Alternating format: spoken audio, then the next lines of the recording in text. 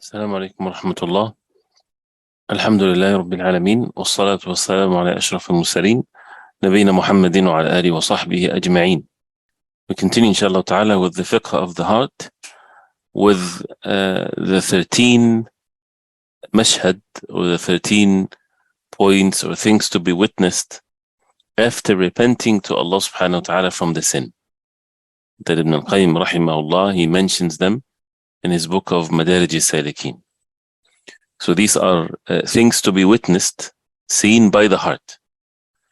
Not for the sinner, even though we are sinners, but it's for those who repented to Allah subhanahu wa ta'ala from the sin when you look back at the sin. Without going through the ones before, just going to the number 12, because it's all the number, it's all 13. So number 12, what he mentioned is the mashhad, or the thing to witness, to be witnessed with one's heart, is الذل والانكسار والخضوع والافتقار للرب عز وجل, which means the الذل is the humbleness or the humility. Al-inkisar, from kasara, when something is broken, the brokenness of the heart in a good way, which is something close to humbleness, or humbleness to Allah subhanahu wa ta'ala. And al-khudu' is devotion, and al-iftiqar is to be in need of Allah subhanahu wa ta'ala. All of that is together in the heart of the believer when a person repents to Allah subhanahu wa ta'ala. It basically, for every, as he says, for every atom of one's body, whether it's inward or outward, there is a complete necessity and need, perfect and complete need to Allah subhanahu wa ta'ala, the Lord of the Alameen.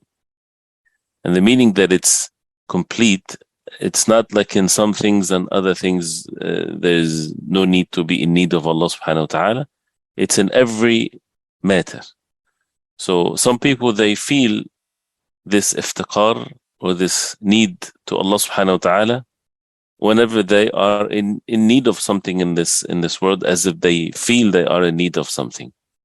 Like when a person is having some financial issues, when a person is hungry and he doesn't have means to eat, things like this. Or when a person fears the punishment of Allah, when a person committed a sin and he is in need of Allah subhanahu wa ta'ala for the forgiveness of the sin. This is all needed, of course.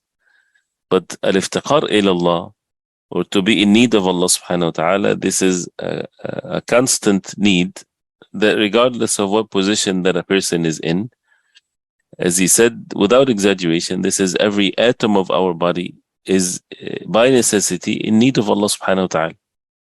And as mentioned before many times, which shows how ignorant we are as human beings, but it's part of being human beings, so that we humble ourselves to Allah subhanahu wa ta'ala.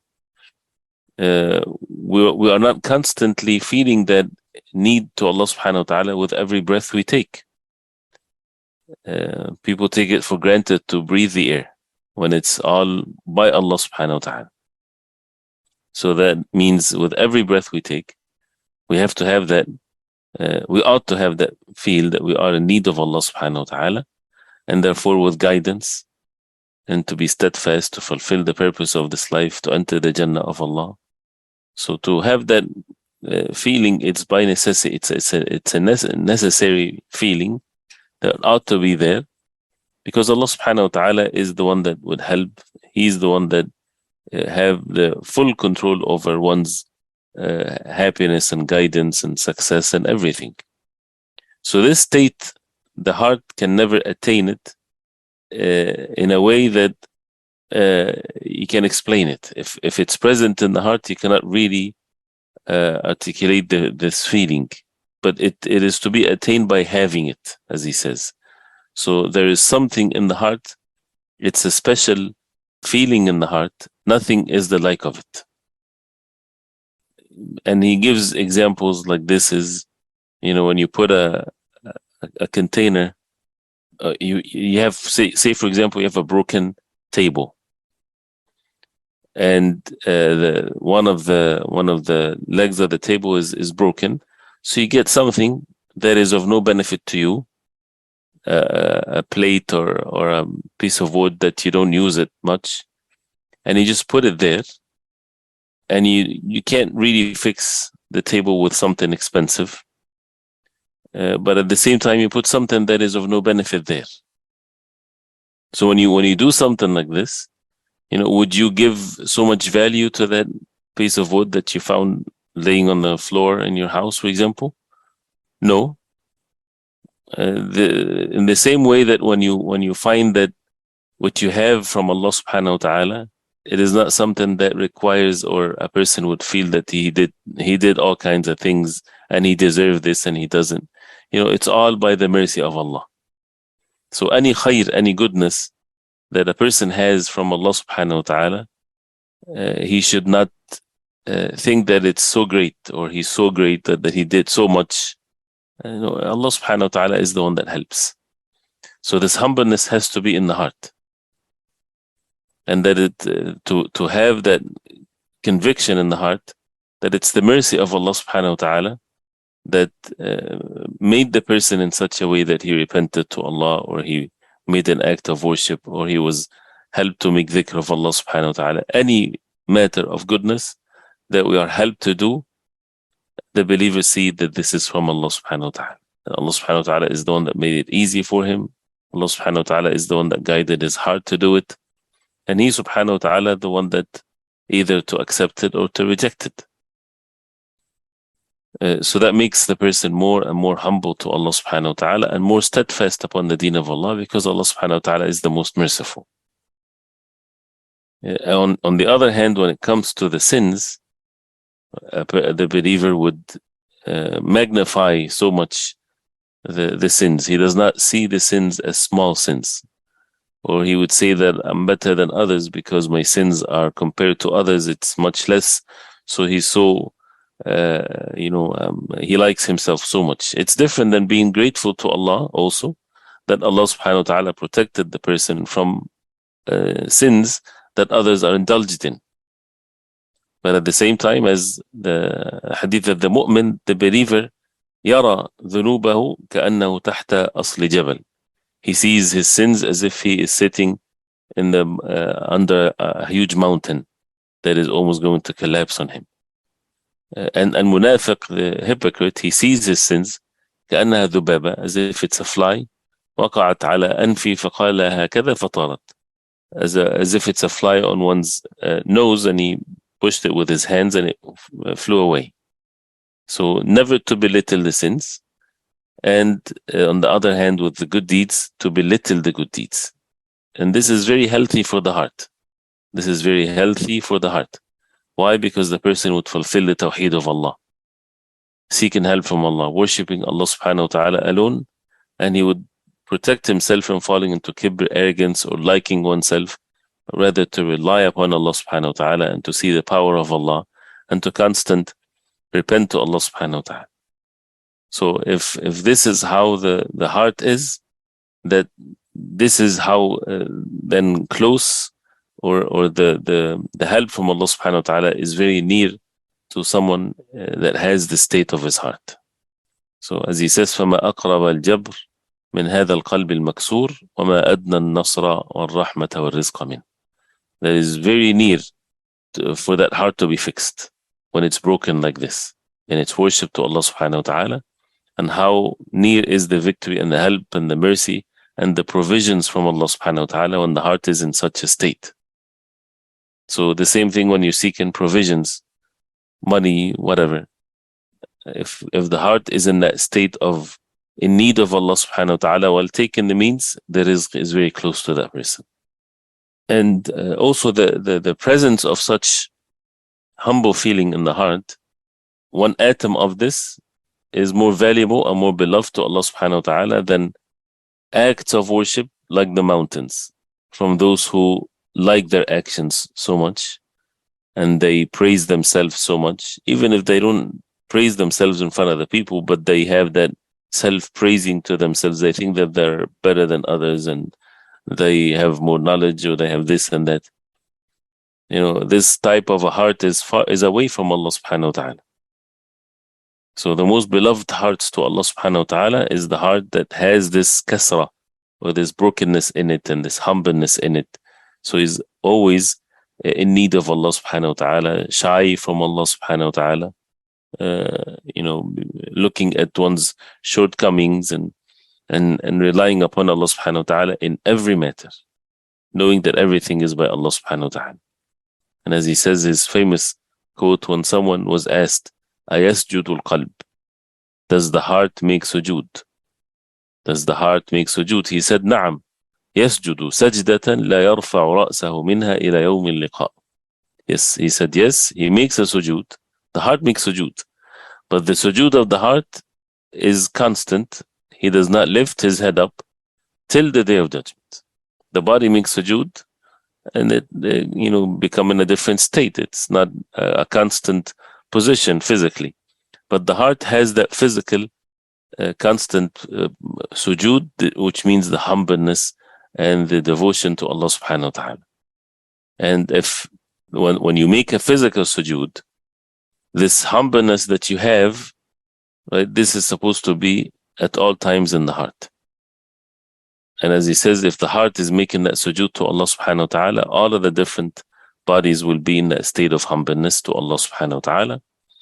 And a person will be then on the path of al-ubudiyya to Allah subhanahu wa ta'ala, as he says, looking with his heart to Allah subhanahu wa ta'ala, and to always having the heart attached to Allah subhanahu wa ta'ala in a humble way. You don't see that heart except that he is seeking the pleasure of Allah subhanahu wa ta'ala, devoted to Allah, asking for the mercy of Allah subhanahu wa ta'ala. He is seeking the pleasure of Allah because of the perfect love that he has in his heart to Allah subhanahu wa ta'ala, constantly seeking the pleasure of Allah subhanahu wa ta'ala, the Lord of the Alameen, that we don't have any way to sustain our life without Allah subhanahu wa ta'ala. So no life, no happiness, no success in anything except to be close to Allah and seeking the pleasure of Allah and having the love of Allah subhanahu wa ta'ala. And the heart, as if the heart would say, كيف أغضب من حياتي في رضاه? How can I make angry the one that my life is in seeking his pleasure? How can I sustain to make angry the one that my life is about seeking his pleasure? وكيف أعدل عمن سعادتي وفلاحي وفوزي في قربه وحبه وذكره? And how can I turn away from the one that my happiness and my success and my gain and win is in being closer to him and in his love and his remembrance and his dhikr? So how can I turn away from him? So the heart is upon this. So that means this heart would be always in state of return to Allah subhanahu wa ta'ala, patient with all of the temptations and all of the things that try to take the heart away from this humbleness.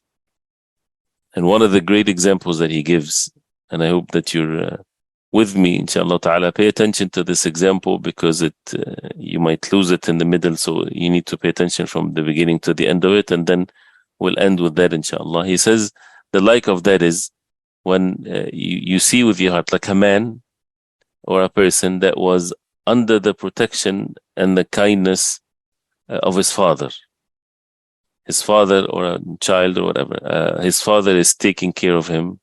He is providing for him the best food and drink and clothing and the best place to live.